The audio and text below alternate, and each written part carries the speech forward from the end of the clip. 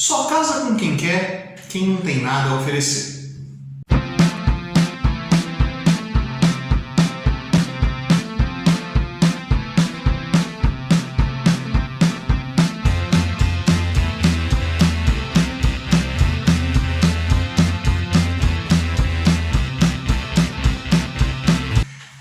Na videoaula de hoje vamos falar sobre a avó da Europa, a Rainha Vitória. Sim, Rainha Vitória, Rainha da Inglaterra, que vai marcar a chamada Era Vitoriana. Não é à toa nenhum desses dois títulos, tanto de Era Vitoriana, dada a importância do momento em que ela viveu e os feitos que a Inglaterra desenvolveu nesse período, quanto ela ser chamada de a avó da Europa. Esse título, a avó da Europa, se deu justamente por causa da segunda geração após a Rainha Vitória, onde os descendentes de Vitória vão ser praticamente os principais governantes ali da Europa. Bom, primeiro a gente tem que localizar no tempo aí e conseguir entender a importância da Rainha Vitória dentro do cenário político da Europa na sua época. Rainha Vitória governou ali na segunda metade do século XIX. Vamos lembrando que o século XIX é o século do imperialismo e o maior de todos os impérios europeus nessa época era o Império Inglês. Tanto que se costumava dizer que sob o Império Inglês o sol jamais se põe. Isso por quê? Porque a Inglaterra tinha possessões ali na América, na África, na Ásia, na Oceania. Ou seja, enquanto a Terra estava girando, algum local iluminado pelo sol pertencia à Inglaterra. Bom, obviamente, por ter essa quantidade gigantesca de possessões, muitas pessoas queriam estabelecer laços de fidelidade e laços de confiança com a monarquia inglesa. Vamos lembrando também que nessa época a gente já está falando de um período pós-revoluções burguesas, século XIX, no século XVIII é que vai acontecer ali, por exemplo, a Revolução Francesa e as revoluções burguesas como um todo ali, tirando a Revolução Inglesa que é um pouco mais antiga. Então, as transformações que a Europa vai passar vão acabar rompendo com os laços típicos do absolutismo e estabelecendo ali monarquias e repúblicas altamente capitalistas. Lembra também que a gente já está no século XIX, na chamada Segunda Revolução Industrial, onde o capitalismo industrial se alia ao capitalismo financeiro justamente para expandir os seus tentáculos ali por aquela série de países na África, na Ásia, na Oceania, na América já não era mais tanto necessário, para conquistar fatias de mercado e exercer um domínio econômico. Lembrando então a Rainha da Inglaterra como monarca dessa potência econômica, tinha ali consigo um domínio de boa fatia dos mercados do globo. Bom, vamos lá, estamos falando Rainha Vitória e o rei. Pois é, assim como a nossa amiga Elizabeth II, a Rainha Vitória também era a rainha da Inglaterra, ou seja, quem estava ao lado dela, que era o príncipe Alberto, era simplesmente o príncipe consorte. Ele não era o governante da Inglaterra, assim como o recém-finado príncipe Philip não era o regente da Inglaterra, mas é a rainha Elizabeth. Bom, vamos lá.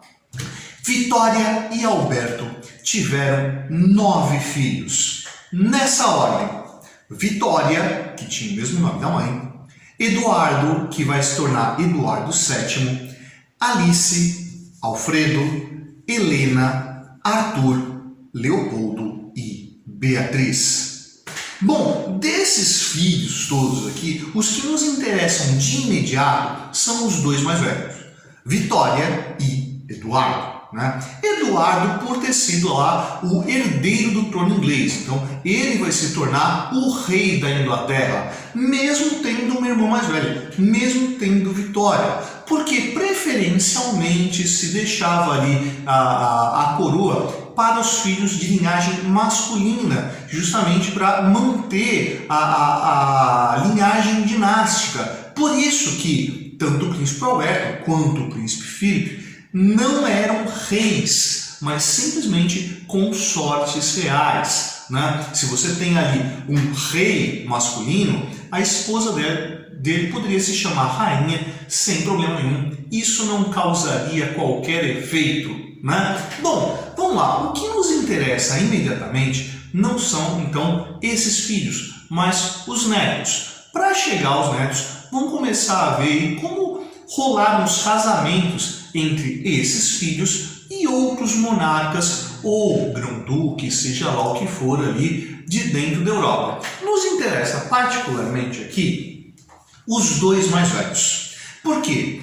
A princesa Vitória casou-se com Frederico III da Prússia, né? Frederico III da Prússia e Vitória, né, vão ter ali uma série de filhos, sendo que o filho mais velho, né, foi Guilherme II da Alemanha. Lembrando, né, que Guilherme II da Alemanha era justamente o Kaiser alemão durante a Primeira Guerra Mundial. Só a nível de curiosidade aí, vou listar os outros filhos, dos quais nos interessa apenas mais uma, né? Então lá, depois de Guilherme vieram ali Carlota, Henrique, Segismundo, Vitória, Valdemar e Sofia. Tem ainda mais nova que Sofia, Margarida, mas para em Sofia, né? Porque Sofia, essa penúltima filha da princesa Vitória, que se tornou rainha, posteriormente rainha da Prússia, né? Tinha lá Sofia, né? Sofia, né, casou-se com Constantino I da Grécia. Então, vamos observando, né? Só através da linhagem de Vitória, filha, né, não Vitória, a rainha, né, a gente encontra ali duas monarquias aliadas diretamente à monarquia inglesa, que era qual? A monarquia alemã, através de Guilherme II, e a monarquia grega, através de Sofia, casada com Constantino, tá? Quando a gente observa a coroa inglesa hoje, a gente vai conseguir perceber que essas monarquias, que algumas não existem mais, né, vão manter laços extremamente próximos dados por esses casamentos. Vamos então ao segundo filho de Vitória e Alberto, né? Então, depois de Vitória filha, veio Eduardo, que se tornou Eduardo VII, né? Dos filhos de Eduardo VII com Alexandra da Dinamarca, que não era rainha, mais uma princesa dinamarquesa, né? Tiveram ali uma série de filhos, dos quais dois nos interessam, tá? Então o primeiro filho foi Alberto, que não chegou à idade adulta, morreu antes e não herdou o trono. Quem herdou o trono foi Jorge, que se tornaria então Jorge V. Então segue lá a ordem. Já falamos de Guilherme II da Alemanha, Constantino da Grécia, casado com Sofia, e agora, óbvio, seguindo a linha inglesa, Jorge V. Três monarquias ligadas diretamente, né, à figura do monarca inglês. Vê, no reinado de Jorge V, né, o primo dele era Kaiser alemão, né, e o marido da prima, rei da Grécia. Volta lá para a descendência de Eduardo VII. Alberto, Jorge, Luísa, Vitória Alexandre e Maud Carlota, né? Maud Carlota casou-se com o rei Håkon da Noruega, Håkon VII. Olha como uma coisa legal criando. Inglaterra, Alemanha, Grécia, Noruega. Todos ligados à linhagem de Rainha Vitória, seja uma linhagem direta, seja através de casamentos. Na sequência, terceira filha, né? Alice, né, casou-se com Luís IV, que era grão-duque de Hesse. Desse casal, o casal em si não é importante para essa linha que a gente está falando, já que a gente está falando apenas de monarquias, né? Mas da descendência de Alice com Luís vieram ali Vitória, outra repetição de nome, Isabel, Irene, Ernesto, Frederico e Alice. Guarda essa aí. Alice e ainda depois Maria. Então, essa penúltima filha, Alice, que, segundo contam os cronistas, era a neta predileta da Rainha Vitória, né? Alice trocou de nome quando se casou. Porque Alice casou-se com o czar Nicolai II da Rússia, né? O mesmo Nicolai II que foi deposto lá pela Revolução Russa em 1917. Veio os contemporâneos, né, do Nicolai II e o Guilherme II da Alemanha, né, o Kaiser Guilherme II, que eram primos, né, e inclusive estavam em posições opostas durante a Primeira Guerra Mundial, enquanto Nicolai II estava junto do primo de sua esposa, Jorge V, durante a Primeira Guerra Mundial. Veja que a Primeira Guerra Mundial foi quase que uma guerra intrafamiliar, né? Alice, como eu disse, trocou de nome e passou a assinar como Alexandra Fedorova, né? Um nome um pouco mais eslavo e menos saxão, tá? Bom, vamos lá. Próximo filho, né, o príncipe Alfredo. Alfredo casou-se com Maria. Maria, inclusive, que era tia de Nicolau II, né, o marido da sua sobrinha Alice, que se tornou Alexandra Fedorova, né. De Alfredo e Maria não teve ninguém ali com grande destaque, mas só para puxar a lista veio Alfredo, Maria, Vitória, outra, Alexandra e Beatriz. A próxima filha, Helena, casou-se com Joe Campbell e não deixou descendentes.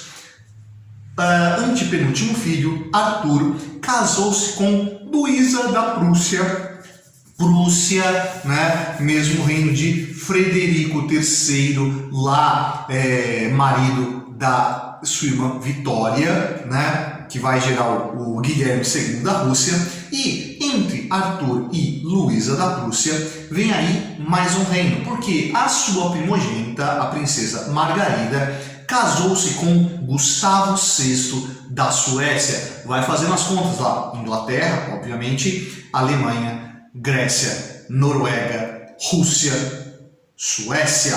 E ainda vem os filhos Arthur e Patrícia. Na sequência vem Leopoldo, que também sua descendência lá após casar-se com Helena, né? Teve ainda Alice e Carlos, também casados com nomes menores, sem grande importância, mas da caçula da princesa Vitória, né, da rainha Vitória, desculpe, veio a princesa Beatriz, né, casada com Henrique de Battenberg. Desse casal ainda vem a descendência lá onde tem Alexandre na sequência, Vitória Eugênia, guarda essa, e ainda Leopoldo e Maurício. De Vitória Eugênia veio o casamento dela com Afonso XIII da Espanha. E a gente fecha a última monarquia dessa sequência ligado à Rainha Vitória. Então tá lá o Kaiser Guilherme II da Alemanha, o rei Constantino da Grécia, casado com a princesa Sofia,